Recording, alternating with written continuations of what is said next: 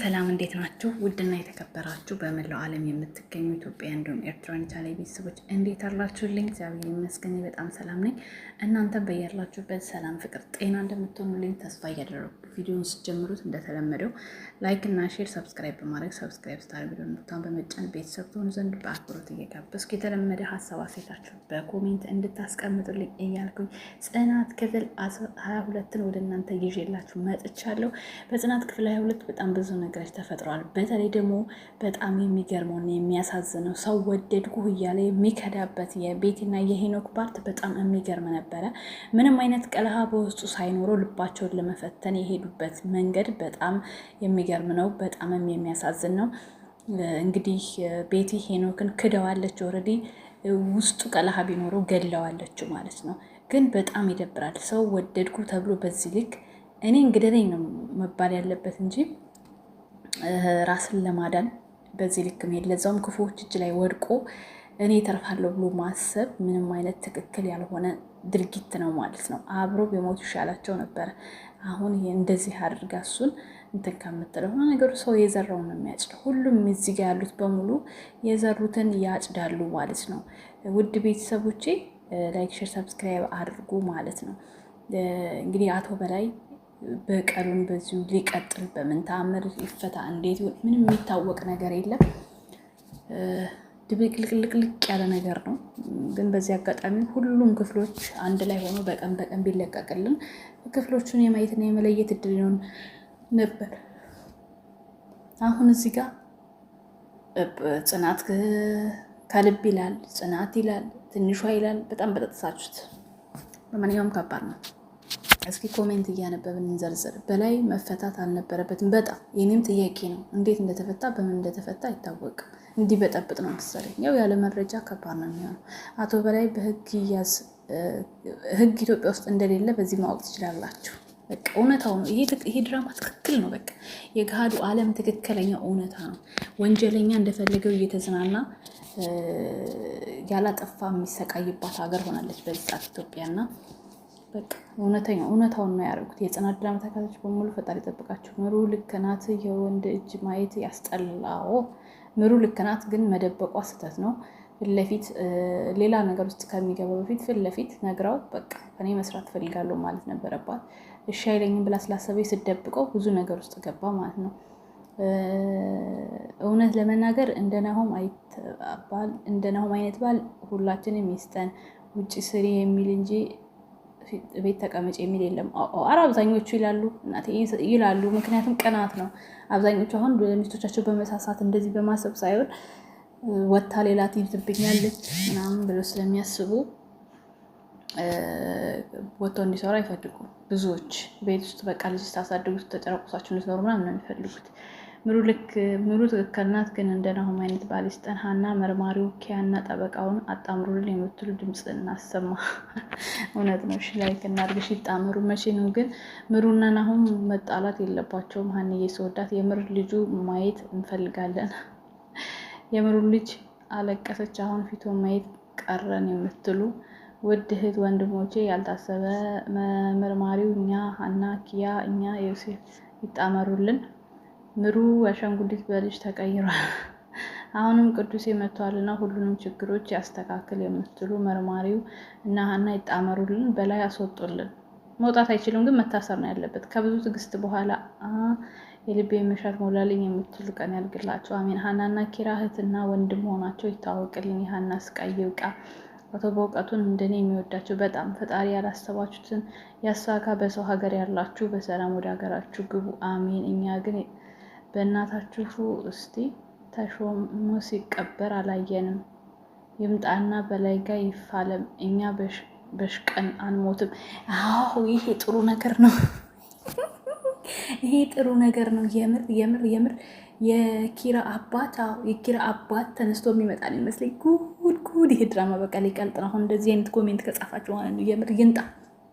እሱም አልሞትኩም ብሎ ይንጣ። በቃ አለቀ።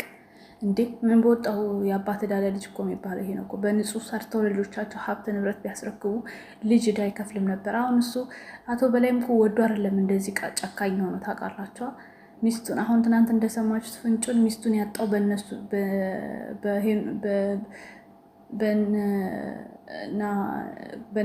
ውይ ስማም ጌታዬ በኪራ አባት ምክንያት ነው ሚስቱን ያጣው። ስለዚህ የሆነ ነገር አድርገውታል ማለት ነው። በአባባ በእውቀቱ ደግሞ ትክክለኛውን ነገር ያውቃሉ። ስለዚህ ይሄ ነገር ማብቃት አለበት። ወይ ራሱ መጥቶ ይፋለም ወይ ደግሞ ልጁን ይቶ በቃ እንዴ የኔና የወሬ ወዳጅነት ሲያስጠላ ድጋሚ ኪራ መጎዳት የለበትም። እንደ ናሆም ያለ ባል ስጠን። የቅዱሴ ጸባይ፣ አስተዋይነት፣ ጽናት፣ የኪራ ንግስት ሄኖክ የታባክ በፍቅር መጎዳት እንዴት እንደሚያም መሞከር ደስ ይላል። አዎ እውነት ነው። በላይ ለልጁ መርዝ እያጎረሰ ነው የሚያሳድገው ወገን። እኛ የለፋንበትን ነገር በልጆቻችን እንዳይደገም ማድረግ እንጂ ክፉ እየነገሩ የደም ልጅ ማድረግ ልጆቹን ከመግደል ይልቅ እውነት ይዘው ብልህ እንዲሆኑ እንጂ ደም ውስጥ ነክሮ ማሳደግ ትርፉ መጠፋፋት ነው። እውነት ነው። ግን እሱም ተበድሏል። ግን ተበደለ ማለት ግን ምንም የሚያውቀው ልጅ ቢበድል ማለት አይደለም፣ መሆን የለበትም። አይሆን ሄኖክ የእጅህን ነው ያገኘው። በኪያ ስትቀልድ እናሳ በላይ የተባለው ሰውዬ ስቃይን አሰቃቂ ሰው አውጡልን። ናሆም ከወንዶች ሁሉ ይለያል የምትሉ እሺ፣ በላይ በድጋሚ መታሰር አለበት። የኒና የወሬ ጥማት። ኒና ደግሞ ያበዛችሁ፣ በጣም በዛ። ምንድን ነው እንደዚህ? እስካሁን ደህና ነበር፣ አሁን ግን የህፃን ጨዋታ አረጋችሁት። በቀል አገሪቷን ያስነካል። የማይረባ አስተሳሰብ ያለፈ የታሪክ አለፈ። ግን ይቅርታኛ የኢትዮጵያን ጥሩ ምሳሌ ነው። እንዴት ናሳ እንዴ! ትክክል። ይህ ድራማ ከሆነ ተው፣ ጋህዶ አለም እውነት እኮ ነው። ፈጣሪ ያሰባችሁትን ያሳካ። በሰው ሀገር ያላችሁ በሰላም ለሀገራቸው ያብቃችሁ። አሜን። እንደ ቤቴ አይነት ካዲ እግዚአብሔር አምላክ ይጠብቃችሁ። ጽና ኪራ ስቃያቸው ይብቃ። የምሩ ልጅ አለቀሰች። ምሩን አሁን ደብቀሽ ስራ ጀመርሽ አልነበረብሽም። ተነጋግራችሁ የተናባችሁ መሆን አለበት። አዎ ይሄ ሁላችንም ሀሳብ ነው። ኪራ ጎበዝ፣ ይችን እስስት ቤት አትመናት። አይ ግን እኮ ልጅ የአባቱን ዕዳ መክፈል የለበትም። አቶ በላይ ናሆም ምሩን ተዋት፣ ስራ ተስራ። መጀመሪያም ልጅ አይደለም ያቺ ደግሞ ይሄ በላይ ምነው አበዛው። እኛ የውስጣችን ጭንቀት ለመርሳት ነው። ተንኮል አታሳዩን፣ የሚያዝናና ነገር አሳዩ። ምሩ እውነቷን ነው። ከወንድ መጠበቅ በጣም ከባድ ነው።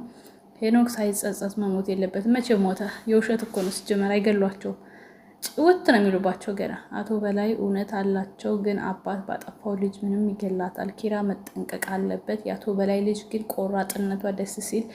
የደርግ ትራፊክ ነው እንዴ አቶ በላይ? ጋይስ እና ቤት ታሰር። በላይ ግን በጣም ጥሩ ሰው ነው። አራራ እባካችሁ ከኪራ ህይወት ይውጡ። ደራሲው አታብዛው። ቤቲ ልገለው ነው እንዴ ሄኖክን?